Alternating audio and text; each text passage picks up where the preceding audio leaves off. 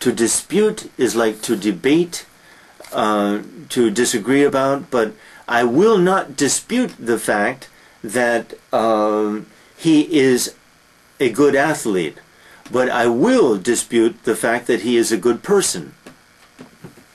Dispute VT there. VI, they disputed, or a noun, better. Dispute is a noun, better. They had a dispute about the government's decision, a disagreement. To dissect is to cut apart. To dissect a frog, medical students dissect frogs and cats and all kinds of animals to understand the inner organs and workings. To dissipate, very good, it's similar to disperse. To dissipate is to scatter something, but I said disperse, VI, the crowd dispersed, period, after the accident. Good. To dissipate is VT, that is, he dissipated his fortune quickly, scattered it, lost it, wasted it. He leads a dissipated life, drinks too much, runs around too much.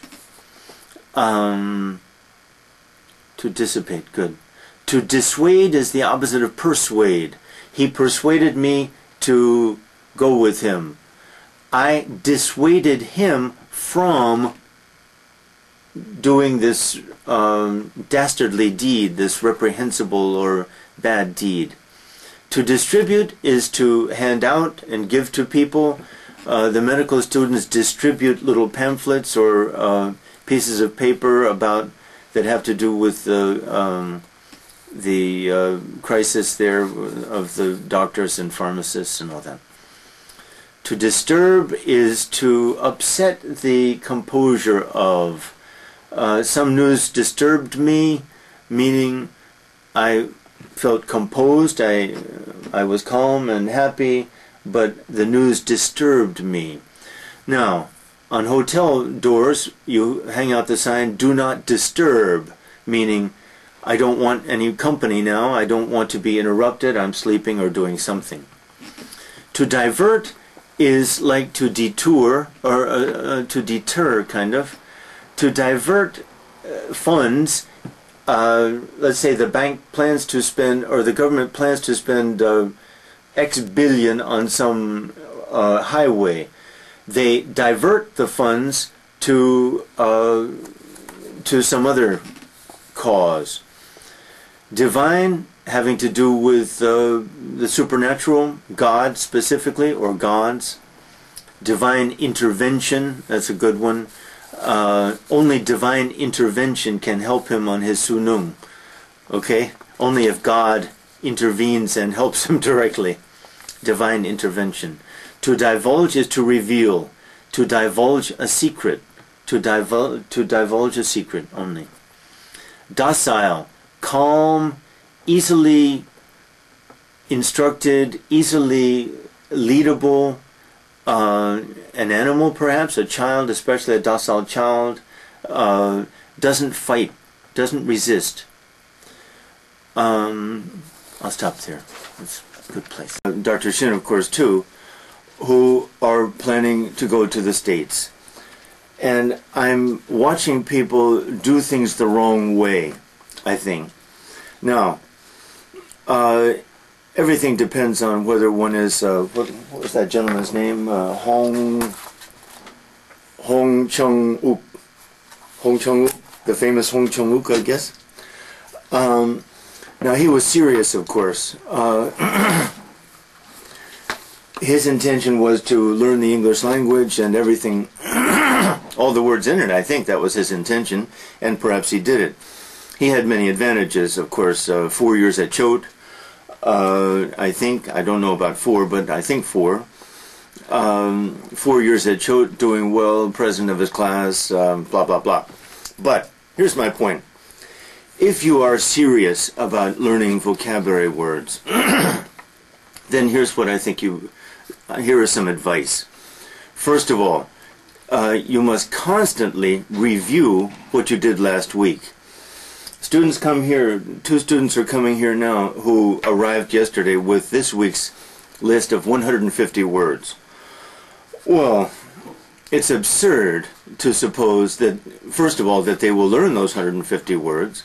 I don't think they will. If they wanted to, really they could. But the problem will be that next week, of those 150 words, they will remember 10, maybe 10. Unless the student is prepared to constantly review, seriously, aggressively review, this is a waste of time. It's a waste of time. It just is a waste of time. If you want to learn these things, then get serious. If we're playing a game, then I think you should play another game. Learn 10 words a week, maybe. Bring it down. Even then, you will not remember them next week unless you review. Review is the only way. I put this in pictorial fashion yesterday for some students. The common way is a straight arrow. That is a linear style. This week's words, next week's words, just keep going in that direction, never looking back. Total waste of time. Almost total, immense waste of time. The only reasonable way is like this. I'm moving that way, but I'm constantly reviewing backward. It's the only way. Otherwise, you are literally wasting your time. Second, I think Dr. Shin's idea of our exercise here is great. And frankly, I don't see how a student could do this on his or her own. That is, someone has to tell the student how these words are used. And the students who don't learn how these words are used, the two students who arrived yesterday with their 150 words and their Korean definitions for this week, many of the words absurdly useless, sublimely useless, just words caught, I think, by a well-meaning teacher maybe, but just going through the dictionary, that looks good, that looks good. It can't be. Even the lists made by natives are suspect, I think, but again, my point, constant review if you are serious. If you're not serious, then you are playing a game, I'm playing a game, Dr. Shin is playing a game, the parents are playing a game, all a game. And that is probably the truth. We are all playing a game. But if you're not just playing a game, then you must constantly review the words that you did last week. You must aggressively relearn the words that either you never learned in the first place or that you've forgotten. And secondly, I think you must pay attention to something like Dr. Shin's film, or somehow find out how these words are used by people who know how to use them. Sometimes dictionaries have this information. Sometimes dictionaries offer sentences. The great dictionaries, like the Oxford English Dictionary, offer many sentences from historical passages in which one can see these words used. But if the student has only a Korean definition, or worse, an English definition, which he or she 50% understands, well, this is worthless. This is pointless. So, my advice, I'm sorry, I like to tell you brutal truths as I see them, and Dr. Shin encourages me to do this, and so I'm doing it. Again, get serious, or you're wasting a lot of time. Okay, first word, drifter. I suggest not a very serious word, almost slang, but to drift is to wander around, kind of not have a home, wander from place to place, as we say. A drifter is a person who does this. Poor, probably. Dystopia. Wow, I have never seen this word, but let's figure it out. D-Y-S, dys, from Greek, means bad, basically. Dyslexia, dysfunctional, this, that. Topia probably has to do with place. So dystopia is a technical, probably medical word, I assume. Perhaps from optometry, eyes, something like that, maybe. having to do with misplacement. That's my guess. Dr. Shin will correct me if he, or we will find the meaning. I've never heard of it. Ebb. The tide ebbs, waxes and ebbs. To wax, by the way, very good word, poetic word always. If things wax, they grow. If they wane, they diminish, they become smaller. Ebb is to slip away,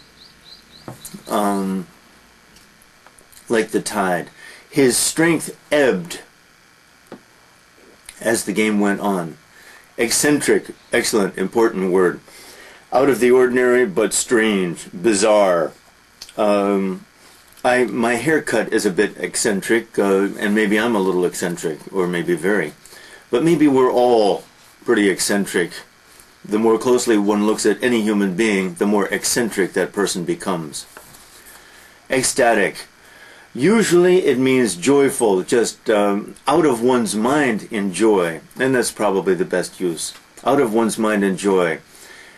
It's a superlative. Check that word. Good, better, best, greatest, most wonderful, richest, and all that. Superlatives are always full of exaggeration, inflated. But I was ecstatic when I heard the news that, when I heard the good news. Edge. Edge is a noun, not very interesting, the edge of the table. But to edge closer to the winner, to the leader, means to move at a slow but steady pace towards some objective. Effigy. An effigy is an imitation, a copy, let's say, of something.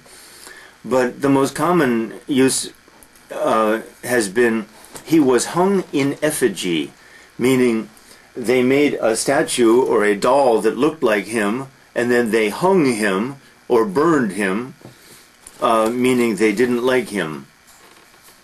Effigy, good word. Effusive, wonderful word. Pretty much the same as ecstatic.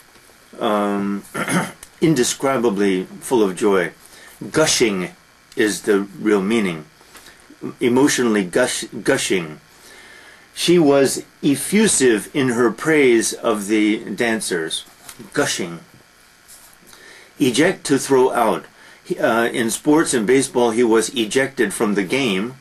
A pilot whose plane is going down tries to eject from his plane. That's VI there. They ejected him, VT, to throw out. Elastic, flexible. Elastic band, of course, but to be elastic, like to be resilient, to be flexible. Not used much in that way, though. Elated, kind of like ecstatic. I was elated when I heard the news. Good word. Electrify, to excite, incredibly, intensely. Excuse me. Dr. Shin?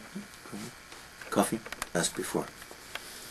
Electrify is to excite. The crowd was electrified by the athlete's performance. Eligible. It comes from the Latin root, which means to elect, so a person who is eligible can be elected. But a student is eligible for a visa if the student can produce certain documents and papers, so forth. Elliptic. Elliptic is a word from mathematics, I think, an elliptical curve. Ellipsis. But elliptic, ellipses or elliptical marks suggest something that's skipped. In any case, elliptic is a curve which leaps over something in common use, I think.